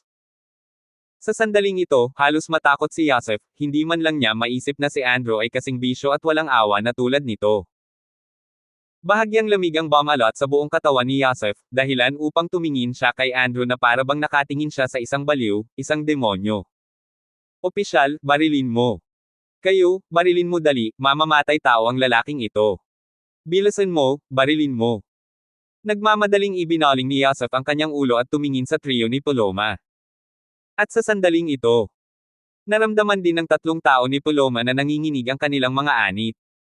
Bastard! How dare you really kill someone? Itaas ang mga kamay mo, arestado ka. Bata, bilasan mo, itaas mo ang kamay mo kung hindi babarilan natin. Ang dalawang lalaking opisyal, nagulat at galit, ay nagmamadaling humakbang pasulong at itinutok ang kanilang itim na baril sa katawan ni Andrew. Tila basta ang lalaking ito, gumawa ng kahit kaunting galaw, babarilan at papatayin. Hindi lang sila. Ang magandang mukha ni Paloma ay kasing puti ng papel sa sandaling ito, at ang kanyang tingin kay Andrew ay puno ng makapal na komplikadong kulay. Ibaba mo ang baril. Ano ba? Dahil sa sinabi ni Paloma, nagbago ang mukha ng dalawang lalaking pulis. Halos wala silang lakas ng loob na aitalye ang kanilang mga tenga. Captain, may pinatay itong lalaki, paano natin ibababa ang baril? Oo Captain, masyado siyang delikado at baka hampasin tayo. Ang dalawang lalaking opisyal, sa sandaling ito, ay sukdulang nanunuya kay Andrew. Natakot sila na ang taong ito ay hampasin sila sa patak ng isang sombrero. At marinig ito. Umiling si Paloma at sinabi sa masalimuot na paraan. Ibaba mo ang baril. Kung hahampasin niya tayo, natatakot ako na tayong tatlo, ay matagal nang namatay. Wow! Sa isang salita, halos hindi makapaniwala ang dalawang opisyal at si Yosef at ang iba pa. Gayunpaman, kaagad pagkatapos, hindi naiwasang maalala ng dalawang opisyal na bago sila dumating, ang nakakatakot na bilis at kalupitan ni Andrew, maging ang 12 ng mga bodyguard sa corridor, ay inalagaan lahat ng lalaking ito sa loob ng ilang minuto. Sila rin. Hindi magiging tugma. Iniisip ito. Ang dalawang lalaking opisyal, noon lamang, ay tumingin kay Andrew na may pang-aalipuste sa kanilang mga mukha, at dahan-daang ibinaba ang baril sa kanilang mga kamay. Si Paloma, sa kabilang banda, ay lumapit kay Andrew at iniabot ang isang pares ng posos. Isuot mo ito at sumama ka sa amin. Pagkarinig ng mga salitang ito. Nang makitang muli ang komplikadong ekspresyon ni Paloma, hindi tumutol si Andrew, ngunit tumango. Fine. Walang sabi-sabi, diretso niyang kinuha ang mga posas at saka pinususan sa ibabaw ng sariling mga kamay. Sa puntong ito, ang dalawang opisyal na katabi niya at si Yusuf ay nagpakawala ng mahabang buntong hininga. Sa wakas ay nahuli na ang malupit na lalaking ito. Ngunit, habang si Yusuf ay nakahinga ng maluwag. Swish! Nakaramdam siya ng lamig sa kanyang katawan, at tumindig ang bawat balahibo sa kanyang katawan, na nagpapatinggil sa kanyang anit na para siyang pinagmamasdan ng isang mabangis na hayop. 10:57. Andrew Wolf. Mabilis na tumalon ang talukap ng mata ni Yusuf habang inangat niya ang kanyang ulo, sa kanya lang napagtanto na diretsyong nakatingin sa kanya si Andrew. Sa partikular, ang mga sulok ng kanyang bibig ay lumitaw na may isang Morrow's arc, at tumingin siya sa kanyang sarili na parang nakatingin siya sa isang patay na tao. Ano bang gusto mo? Nanginginig ang katawan ni Yusuf na parang salon. Natatakot siya na ang baliw na ito, sa sandaling ito, ay magpapakamatay. Kaya lang, ngumiti si Andrew at walang pakialam na sinabi. Itago mo muna ang buhay ng aso mo, kukunin ko pagbalik ko galing sa guardhouse. Ano ba? Bumalik mula sa guardhouse. Nang marinig ang mga salitang iyon, isang makapal na tingin ng pang-aalipusta at pangungutya ang agad na lumitaw sa sulok ng bibig ni Yusuf. Bumalik ka. Nananaginip ka. May pinatay ka sa harap nitong pulis, siguradong mamamatay ka. Sa pag-iisip nito, hindi sumagot si Yusuf, sa halip, kinakalkula niya sa kanyang puso kung paano lulutasin ang banta na ito, si Andrew, minsan at para sa lahat. Kaya lang, walang pakialam si Andrew sa mga kilabot tulad ni Yusuf. Nilinggan niya si Joven at sinabing walang pakialam. May 10 minuto pa si Divina bago siya magising. Huwag mong sabihin sa kanya ang totoo sa oras na iyon, hayaan mo siyang bumalik sa ospital at hintayin mo ako. Narinig ang mga salita ni Andrew. Si Joven ay nagmamadaling yumuko at tumugon. Tulad ng utos mo, guro. Ito ay lamang sa puntong ito. Noon lamang lumingon si Andrew at sinundan si Paloma at ang iba pa, iniwan ang kahon. Nang makitang umalis si Andrew at ang iba pa. Isang bodyguard sa tabi niya, nagmamadaling naglakad at sinabi kay Jovan. Young Master Jovan, ang lalaking ito ang pumatay kay Young Master Cody, handa ka ba talagang gawin iyon? Siya ay gumagawa ng isang kaaway ng ating Yells family. Tsaka, sa tingin mo ba makakalabas pa talaga siya sa guardhouse? Nakapatay siya ng lalaki sa harap nitong pulis. Hindi lang ito bodyguard. Maging ang ibang mga bodyguard sa paligid niya, pati na rin si Yusuf sa lupa. Sa isa rin silang tumingin kay Jovan ng sabay-sabay. Hindi lang nila maisip kung bakit, noong pinatay ang sarili nilang kapatid, hindi lang nakaramdam ng kahit katiting na hinanakit si Jovan, bagkus ay mukhang gumaan ang pakiramdam. Isa pa, hindi nila maintindihan. Si Andrew ay naging isang mamamatay tao, kaya bakit pa rin siya pakikitunguhan ni Jovan ng ganoong paggalang? Sa sandaling ito. Matapos marinig ni Jovan ang mga salita ng bodyguard, ang kanyang mga mata, na hindi maiwasang lumingon, ay tumingin sa bangkay ni Cody sa lupa. Baka sa kanyang mga mata ang lungkot at pagkakomplikado. Anong alam nyo? Itong bastard na si Cody, hindi lang niya hinanap ang sarili niyang kamatayan, kahit halos, ngayon lang, inilibing niya ako, pati kaming lahat sa buong pamilya Yells, para samahan siya. Boom! Ang mga salitang ito ni Jovan ay nahulog sa pandinig ng karamihan, na naging dahilan upang ang lahat ay tumitig sa hindi makapaniwala sa kanilang narinig. Muntik nang ilibing ni Cody si Jovan at ang pamilya Yells. Pwede ba yon? Si Andrew talaga ay may kakilakilabot na kakayahang lipulin ang pamilya Yells. Tanging, paano ito naging posible? Hindi lamang ang mga bodyguard ang hindi makapaniwala, ngunit si Yusuf sa lupa ay nanginginig pa ng husto, ang kanyang nakakagaan na kalooban ay agad na nabulunan ng kaunti at nagpapanik. Kung talagang may nakakatakot na kakayahan si Andrew. Tapos once na nakalabas na siya ng guardhouse ng buhay, hindi ba ibig sabihin na ang susunod na mamamatay ay ang sarili niya? Iniisip lang. Naramdaman na lang ni Yusuf ang kanyang anit, nanginginig saglit. Gayunpaman. Huwag pakialam si Jovan sa kanyang iniisip, sa halip, inutusan niya ang kanyang bodyguard at sinabi. Itapon mo itong Yusuf, sa akin. Bukod dito, magbabantay kayo sa labas ng pinto, hintayin na magising si Miss Divina Yates, at ihatid siya pabalik sa ospital para maghintay, gaya ng itinuro ng aking Panginoon. At ako, ngayon, magsusumbong sa Panginoon ng pamilya. Magsumbong sa Panginoon ng pamilya. Ang ekspresyon ni Joven, medyo komplikado, alam niya na ang kalalabasan ng insidenteng ito lamang ay malamang na magagalit si Andrew sa pamilya Yells, at kailangan na niyang magmadali upang malutas ang lahat ng ito. Kabanata 1058. Ang pasukan sa Crown Club. Poof! Isang figurang nababalutan ng dugo ang itinapon ng ilang nakaitim na bodyguard, na parang naghahadges ng patay na aso. Ah! Masakit! Mabangis na bumagsak si Yusuf sa lupa, ang matinding sakit sa itaas ng mga binti ay naging sanhi ng panginginig niya sa sakit. Damn Andrew, wasak na ako, natatakot akong matapos na ang buhay na ito. Sa pagtingin sa kanyang mga dagwang binti, ang makapal na hitsura ng hinanakit ay hindi maiwasang lumitaw sa mukha ni Yusuf. Lalo na nang maisip niya ang mga salitang iyon mula kay Joven kanina, ginawa pa nito ang ekspresyon ni Yusuf, napakalungkot na halos tumulo ang tubig. Hindi. Kailangan kong gumawa ng paraan para mamatay si Andrew sa guardhouse.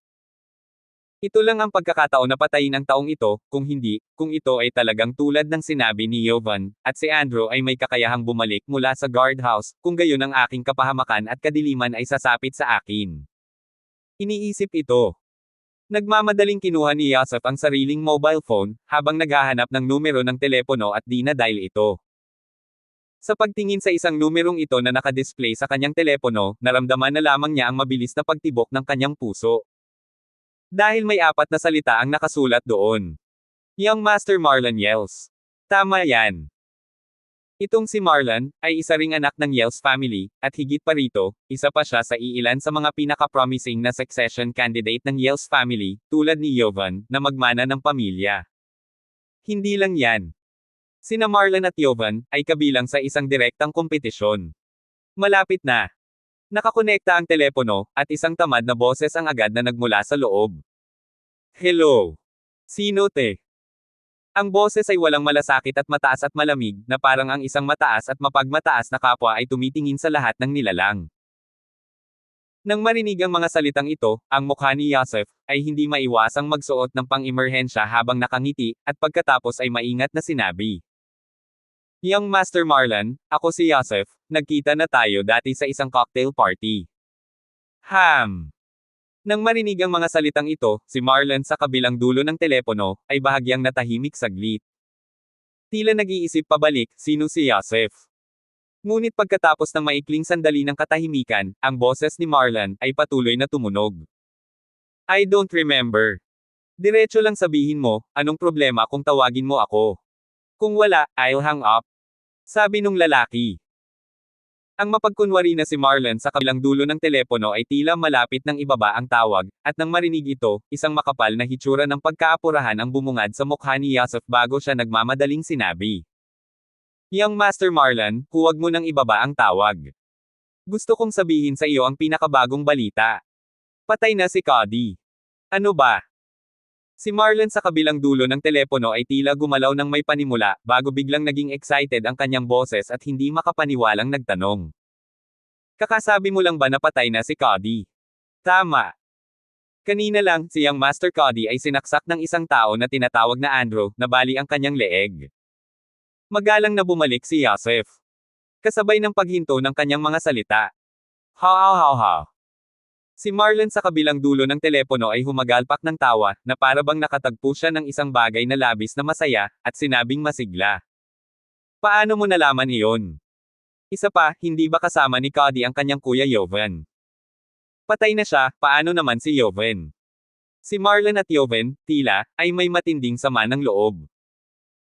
Sa sandaling ito, batid na ang kapatid ni Joven ay napatay, masaya lang siya sa sukdulan, gayunpaman, ang pinaka-inaalala niya ay ang buhay at kamatayan ni Joven. Pagkatapos ng lahat, kung mamatay lang si Joven, ang kanyang pinakadakilang karibal ay ganap na mawawala. Sa hinaharap, ang buong pamilya Yells ay magiging kanya na. At marinig ang mga salitang ito. Sa sandaling iyon, nagmamadaling binigyan ni Yusuf si Marlon ng maingat na pagsasalaysay tungkol sa nangyari. At nang malaman ni Marlon, ang usapin ng pagpatay kay Cody ay personal na sinang-ayunan ng kanyang nakatatandang kapatid na si Jovan, at maging ang pagtatapon ng bangkay. Ang puso ni Marlon ay nagdulot lamang ng nakakagulat na alon. 10:59. Ha. Ang galing. Ang galing. Ang walang awa at walang pusong Jovan.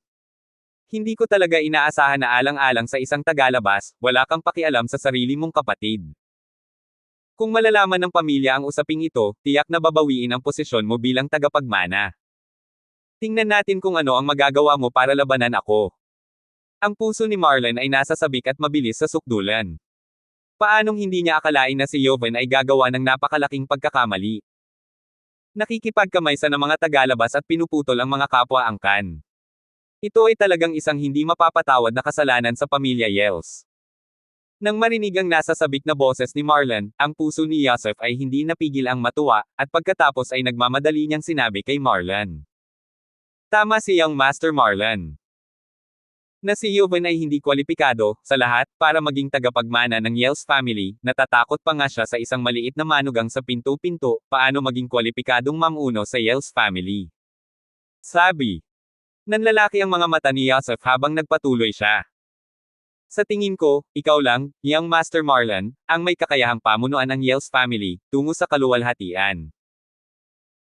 Kung sa pagkakataong ito, mapapatay mo ng maaga si Andrew, ang mamamatay tao ni Cody, sa guardhouse, pagkatapos ay bumalik sa Yels family at iulat ang lahat ng mga krimen ni Joven, at ang iyong mga merito, sa nangungunang brass ng Yels family. Tapos na si Joven, at ikaw ang susunod na tunay na tagapagmana ng Yels family. Ang pangungusap na ito mula kay Yosef ay naging dahilan upang lumiwanag ang mga mata ni Marlon sa kabilang dulo ng telepono. Tama yan. Kung ang isa ay nagulat lamang ng krimen ni Joven, kung gayon ang isa ay hindi makakakuha ng kahit kaunting kredito, at sa halip, ang isa ay maaaring magseselos kay Joven. Gayunpaman, kung ang isa ay nagpadala ng ulo ng mamamatay tao na si Andrew, pati na rin ang krimen ni Joven, pabalik sa pamilya ng sama-sama. Kung gayon ang mga matatanda ng pamilya ay tiyak na iisipin na siya ang maaaring manguna sa pamilya Yels na umakyat sa mataas na taas. Iniisip ito. Ang ngiti sa gilid ng bibig ni Marlon. Ang ngiti sa gilid ng bibig ni Marlon ay lalong kumapal, at tuwang-tuwang sinabi niya kay Yosef. Good. Yosef, maganda ang ginawa mo. Huwag kang mag-alala, sa pagkakataong ito ay papatayin ko ang maliit na hayop na iyon, si Andrew, sa guardhouse. Kapag naging tagapagmana ako ng pamilya Yels sa hinaharap, bibigyan kita ng malaking kredito. Wow! Ang mga salitang ito mula kay Marlon, kay Yosef, ay halos napaiyak siya sa tuwa. Isang pangako. Kung talagang tulad ng sinabi ni Marlon, sa pagkakataong ito, hindi lang niya naalis ang banta na si Andrew, ngunit magagawa pa niyang ibagsak si Joven at maging susunod na tagapagmana ng Yels family, ang pinagkakatiwalaan ni Marlon. Tiniente. Pagkatapos ang kanyang paglipad sa kadakilaan ay halos nalalapit na. Pagkababa ng phone. Ang tingin ni Yosef, ay hindi maiwasang tumingin sa direksyon ng guardhouse, isang pahiwatig ng kasamaan, ang lumabas sa sulok ng kanyang bibig. Hihihi. Andrew, hindi mo iisipin? Kahit na may mga kasanayan ka, pero ako, si Yosef, ay mapapatay ka pa rin sa guardhouse. Maghintay ka lang, hanggat mamatay ka, ang asawa mong si Divina, aalagaan kita ng mabuti para sa iyo. Sabi nung lalaki. Lalong kumapal ang malisyosong ngiti sa gilid ng bibig ni Yosef. Hindi lang siya. Sabay-sabay. Pinindot din ni Marlon ang isang numero. Maya-maya, nang nakakonekta na ang telepono ay agad na nagmula sa loob ang maalay na boses ng isang medyo may edad na. Hoy! Young Master Marlon, bakit ka nagkusa na tawagan ako, maari ba akong magtanong, ano ang iyong mga order? May bakas ng pagkagulat sa boses ng medyo may edad na. At marinig ang mga salitang ito. Si Marlon naman ay walang pakialam na sabi habang kumukunot ang sulok ng kanyang bibig. Captain Wei, may business deal ako ngayon na hahawakan mo. 10 milyong dolyar para patayin si Andrew. 1060. Gangnam Guard Post. Matatagpuan sa katimugang bahagi ng Jiangnan City. At sa sandaling ito, sa isa sa mga silid ng interogasyon ng istasyon ng bantay, si Paloma ay nakaupong mag-isa sa mesa ng interogasyon, na may isang pares ng mga mata, nakatingin sa isang lalaki sa upuang iyon, nakaposas at nakagapos si Andrew. Pangalan. Tanong ni Paloma Simmer na may malamig na salita. At pagkarinig nito, nagkibit balikat si Andrew. Andrew. Edad. 23. Occupation. Tagaluto. Hindi napigilan ni Paloma na puno ng itim na linya ang ulo nang marinig niya ito. Ang kanyang ekspresyon, gayunpaman, ay naging mas komplikado sa 1 minuto. Nagpakasal talaga siya. Bulong salita. Si Paloma ay nagmamadaling umiling, ang kanyang pares ng magagandang mata, na nakatingin ng diretso sa isang piraso ng impormasyon sa kanyang kamay, bago bumaling kay Andrew at nagtanong ng may pagtataka. Andrew, nabasa ko ang iyong profile, at ipinapakita nito na mula noong ikaw ay 13 taong gulang hanggang sa bumalik ka sa 20, 17 taon, ang iyong resume ay blanco. Tell me, where exactly have you been these 7 years? What have you done? Sa loob ng 7 taon na iyon natutunan mo ang iyong mabangis na pamamaraan ng pagpatay.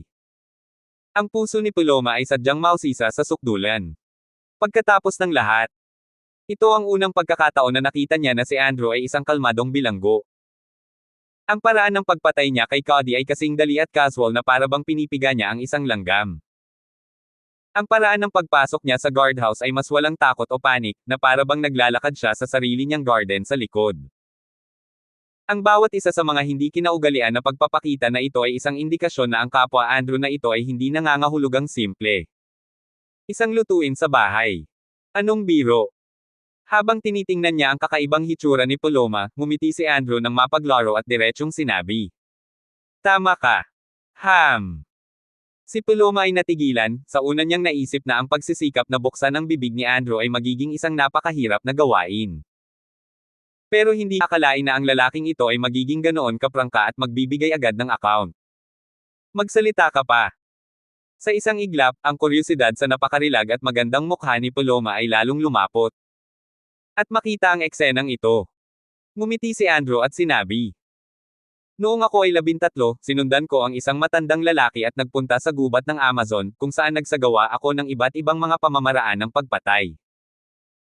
Mula noon, naging assassin ako sa madilim na mundo, pumatay ng mga higanteng Panginoon, pumatay sa mga plutocrats at naglipol sa mga pinuno ng estado.